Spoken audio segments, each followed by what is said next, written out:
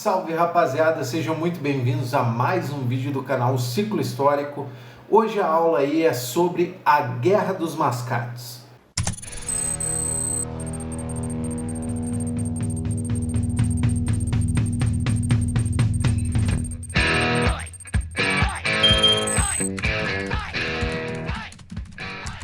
Lembrando, pessoal, que esse é um canal relativamente novo e se você puder dar uma ajuda deixando a sua inscrição e o like, eu vou agradecer do fundo do coração. Pois bem, galera, como de costume, vamos nos localizar que cenário nós estamos vivendo para contextualizar essa guerra que vai acontecer aqui no Brasil colonial. Quando nós falamos na Guerra dos Mascates, já é um período onde o ouro foi descoberto no Brasil e onde a cana-de-açúcar vem perdendo muito valor dentro do mercado. Então ela está sendo produzida em mais locais, em maior escala e não só no Brasil.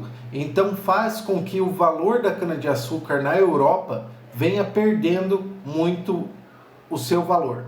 Então, conforme a cana vai perdendo o preço, vai acontecer problemas financeiros com os senhores de engenho, ou seja, as pessoas que controlavam essas plantações de canas-de-açúcar. Então, nesse processo, a gente vai começar a ter uma guerra interna dentro de Recife, e nessa guerra interna vai acontecer a Guerra dos Mascates. Só para contextualizar vocês, antes da gente começar de fato a falar sobre a Guerra dos Mascates, esse processo da queda do preço da cana-de-açúcar, ele vai começar ali na terceira metade, pouco mais para frente da metade do século 17, então a gente está falando ainda de 1660 para frente, e a guerra mesmo dos mascates vai acontecer em 1710 até 1711.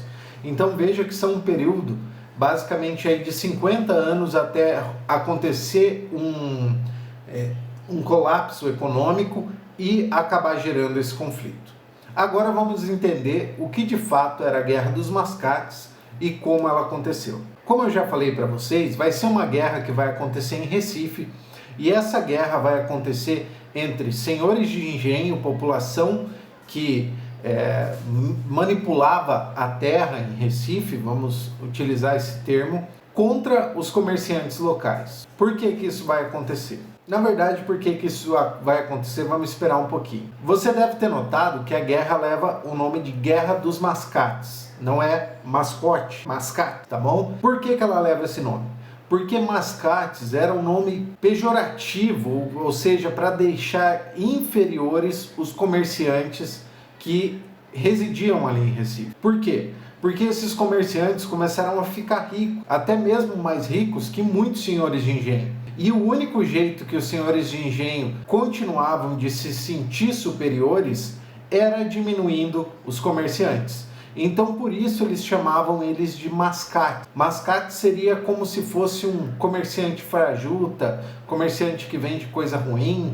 Então, eles diminuíam os comerciantes, os chamando de mascates. Por isso que essa guerra vai ter o nome de Guerra dos Mascates, porque é uma guerra de comerciantes que eram rotulados como mascates contra os senhores de engenho que dominavam ali as terras em Recife. Para a gente entender por que essa guerra vai começar, a gente tem que pegar aquilo que eu expliquei ali no começo. A gente falou a respeito da cana-de-açúcar perder o seu valor no mercado e, consequentemente, se ela perde o valor de mercado e os senhores de engenho continuam gastando e investindo como eles faziam antes, a consequência disso é eles gastar mais do que eles ganham e, por consequência, se endividar com comerciantes locais. E isso aconteceu e muito. Tanto que a maioria dos comerciantes enriqueceu. E quando eu falo em enriqueceu, não é pouca coisa. Muitos ficaram até mais ricos do que os próprios senhores de engenhos, que eram os mais burgueses na região aonde nós estamos falando, que no caso é Recife. Porque a cana-de-açúcar era o ouro que o Brasil não tinha. Era o que dava muito dinheiro. E na Europa, ali desde do começo da cana-de-açúcar até 1650, valia muito dinheiro. Depois que ela vai perder, porque a sua produção vai ser muito grande e vai ser feita em locais mais próximos ali da Europa, então o valor cai, porque se tem muito e uma viagem mais curta vai gastar menos, então o preço não tem outro a não ser abaixar. Então, beleza, a gente entendeu que o reinado desses senhores de engenho, em teoria, estavam ameaçados, mas só na cabeça deles, porque eles se incomodavam pelos comerciantes, às vezes, ter mais poder econômico do que os próprios senhores de engenho, que sempre foram os senhores picas da galáxia, tá? Então, embora os comerciantes fossem ricos, eles não tinham nenhum poder político. Mas por que eles não tinham nenhum poder político? Porque a região de Recife não era uma vila, ela não tinha a sua fundação ainda. Ela fazia parte do município de Olinda. Então, como ela fazia parte do município de Olinda, ela não tinha a sua própria Câmara para controlar a situação. Então, ela não tendo a sua própria Câmara, na região a maioria era de senhores de engenho.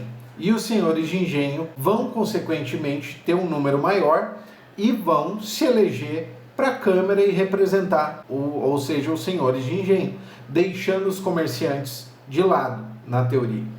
Então, por mais que esses comerciantes fossem ricos, tivessem dinheiro, tivessem comércio e os senhores de engenho estavam devendo para ele, a política que controlava esse local reinava a favor dos senhores de engenho. Então, os mascates, nem um pouco burros, ou seja, para você que ainda não decorou isso, os comerciantes nem um pouco burros e sabendo da força e do poder que eles tinham, afinal eles tinham muito poder econômico, entraram em contato com a coroa para que Recife ganhasse emancipação e se tornasse uma vila própria. E esse pedido ele foi logo aceito. Passou pouco tempo e o rei aceitou, falou, tudo bem, vocês como têm um giro muito grande, tem um dinheiro, tem um comércio estável e por aí vai. Eu, rei de Portugal, que na época era o João V, ele fala assim, Recife, a partir de hoje, é uma vila, tá? Então, sejam felizes, criem a sua própria Câmara de Vereadores e façam dela uma vila próspera. E nesse processo, é lógico que os mascates, eles não eram burros. Eles já tinham todo um plano traçado, porque dentro do cenário que Recife vai se limitar a um espaço único, os senhores de engenho não têm mais tanto poder econômico. Então, não tendo mais tanto poder econômico, os comerciantes ganhariam força nessa região.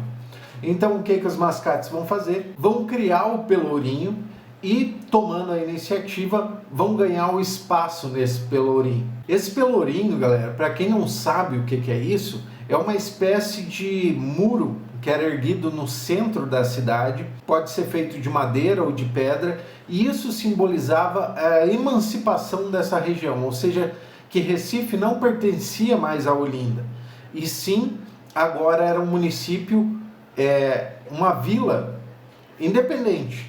Então, por isso era muito importante que isso fosse construído, e eles fizeram isso o mais rápido possível para eles ganhar um espaço politicamente. E no momento em que isso acontece, que de fato Recife é considerada uma vila independente, as intrigas vão começar a surgir, porque o poder político passa à mão dos mascates, ou seja, dos comerciantes, e os senhores de engenho vão perdendo poder político dentro de Recife. Então, nesse momento, é lógico que os senhores de engenho vão se organizar e vão invadir a cidade de Recife, armados, fazendo uma guerra, e nesse processo de 1710 a 1711 acontece a Guerra dos Mascates. O que vai acontecer? Os senhores de engenho vão adentrar em Recife, eles vão tentar derrubar o Pelourinho, e derrubando o Pelourinho, na cabeça deles, Recife ainda pertencia a Olinda. Então, nesse processo, eles vão expulsar os comerciantes, derrubar o Pelourinho, mas não. Quem falou que Recife agora era uma vila era a coroa. Eles não tinham o que escolher. Quem manda na colônia ainda é a coroa portuguesa.